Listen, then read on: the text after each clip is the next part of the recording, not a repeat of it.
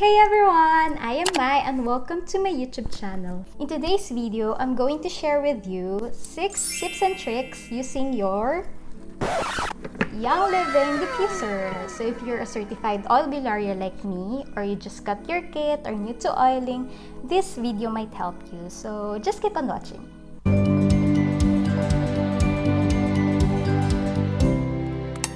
Using essential oils for 9 months already and halos buong pamilya ko gumagamit na din. Na-impluwensyahan ko sila lahat.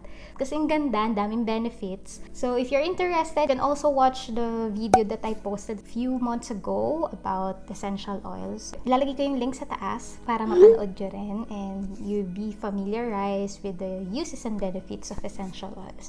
Ginawa ko yung video na to para mas mapadali ang buhay nating lahat. Kasi nalaman ko lang din to along my oiling journey. Pero parang later stage ko na siya natutunan. Gusto ko lang i-share, baka kasi hindi nyo pa alam. And meron din ako mga kaibigan na mas matagal pa sa akin. Pero nagugulat sila pag sinasabi ko tong tips and tricks na to. So, let's get started! Tip number 1 is to use the inner lid when filling your diffuser with water. Di ba pag nagre-refill tayo ng tubig sa diffuser natin, kumukuha tayo ng water bottle or mga pangsalok, minsan tinatanggal natin yung diffuser, dadali natin sa faucet, saka natin siya pupunin ng tubig. Di ba medyo hassle yun? Pag itong ginamit mo, mas madali and lesser yung risk na mag-spill yung tubig sa diffuser mo na madalas nagkukos ng pagkasira niya. So mas maganda talagang gamitin tong inner lid. Kukunin mo lang tong inner lid and then close mo lang yung dulo, pupunuin mo yung water hanggang dito sa level na to. Dahan-dahan mo lang tatanggalin yung pagkakatakip mo dito sa ilalim para dahan-dahan din yung bagsak ng water sa diffuser mo. Magugulat kayo, saktong-sakto yung tubig na ilalagay mo dito sa diffuser mo. Wow. Tip number 2 is to add oils first before filling it with water.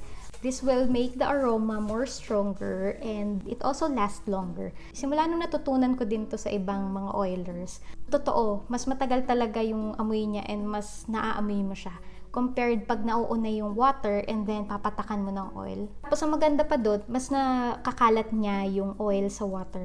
Kahit hanggang umaga, maaamoy mo pa rin talaga yung scent. Dati kasi pag inuuna ko yung water, parang sa umaga hindi ko na masyadong naaamoy yung essential oil. So, oil first is better. Di ba may mga tao na gustong-gusto mag-diffuse pero nahihirapan silang matulog ng maliwanag or may ilaw sa kwarto? Tamang-tama pwede yun sa Young Living Diffuser. Pero paano nga ba ang fastest way para mamatay yung ilaw while diffusing?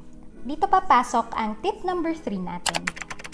Ang gagawin mo lang is to just hold the light button for 3 seconds. Hindi mo na kailangang pindutin yung light button ng ilang beses para mamatay yung ilaw. So, hindi ka nadadaan sa lahat ng kulay para lang mamatay yung light ng diffuser mo.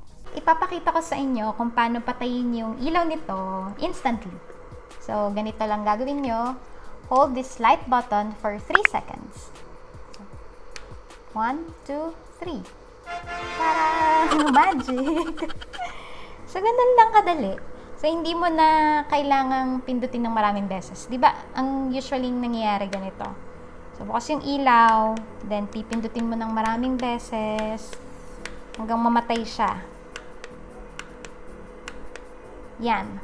Pero nagde-diffuse pa rin, diba? So, itong tinuro ko sa inyo, mas mabilis siya. Hindi nyo na kailangang pindutin ng maraming beses. Di ba pag madalas pinipindot yung button, madali ding masira. So, ito, hold mo lang ng 3 seconds. Taran! Oh, hanga kayo.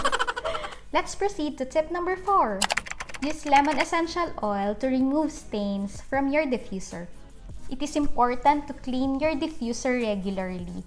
Na-discover ko na mas mabilis at mas madaling matanggal yung stain ng diffuser pag lemon oil ang ginagamit ko. 2 to 3 drops of lemon oil sa cotton is enough para malinis yung buong diffuser including yung inner lid.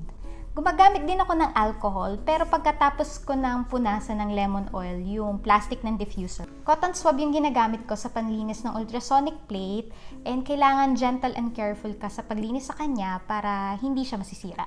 Pag sobrang dumi ng diffuser ko, binababad ko muna siya sa alcohol for 3 to 4 hours bago ko siya linisin.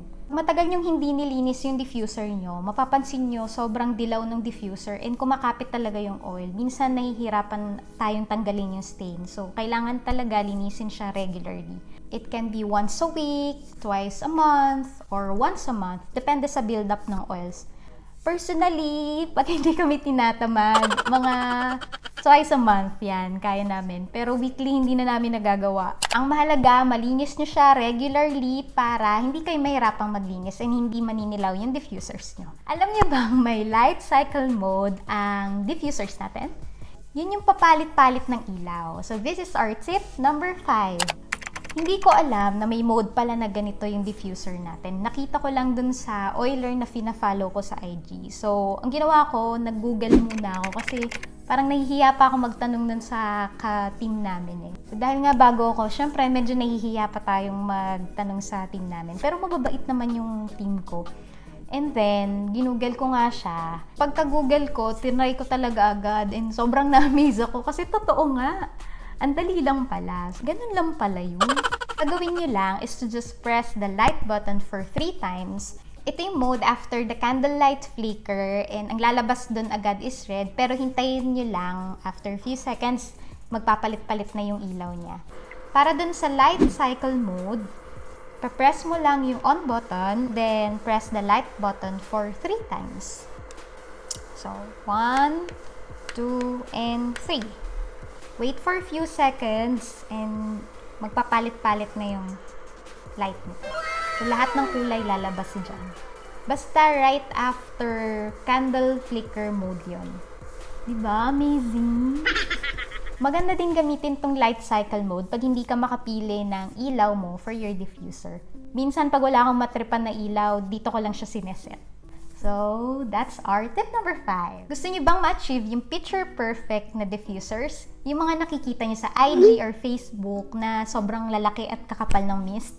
Ito naman yung tip number 6 natin. Ang technique doon is gagamit lang kayo ng room temperature water or warm water para sa makakapal na mist. Napansin ko din, pag kumukunti na yung tubig ng diffuser, kumakapal na rin yung usok. So, kahit maglagay ka lang ng mga kalahati, ganun rin, para talagang bongga yung usok ng diffuser nyo. Kung nakita nyo marami na yung mist or kumakapal na siya, dalhin nyo agad yung diffuser nyo sa maliwanag na part ng bahay nyo and picturean nyo yung usok against the light. I'm sure picture perfect yun. Pang IG stories yun, girl. Kaya pala maraming light option na yung diffusers natin kasi bawat ilaw may mga benefits yan. So, wala lang. Share ko lang. Bakit mo? Bonus tip. Huwag nyo itatapon yung mga empty bottles nyo ng essential oils. Ipunin nyo lang siya and itago nyo. Pag medyo madami niya, pag sama-samahin nyo, buksan nyo lahat ng bottles, ilagay nyo sa isang lalagyan, and punuin nyo siya ng tubig. Hayaan nyo lang siya nakababad for 1 to 2 days, or pwede nyo rin siyang ilagay sa ibang part ng bahay nyo, pwede sa CR. May instant diffuser na kayo. After 1 to 2 days ng pagkakababad ng mga empty bottles na to, itong tubig na to na pinagbabaran, yung gagamitin ko sa diffuser ko on the next day. With that, tipid na agad ako ng paggamit ng oils ng isang araw. Or 2 kasi medyo madaming nagawa ko eh. First day pa lang nito, ang bango na agad. Sobrang bango. If you want to get your own diffuser and be part of our amazing team, I'm gonna put my member ID dito sa baba ng screen.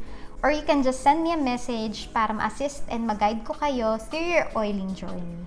I hope you learned something today and found this video helpful. Please don't forget to subscribe to my channel and click that notification bell para updated kayo sa mga new uploaded videos ko. Stay safe and healthy everyone! See you next time! Happy diffusing!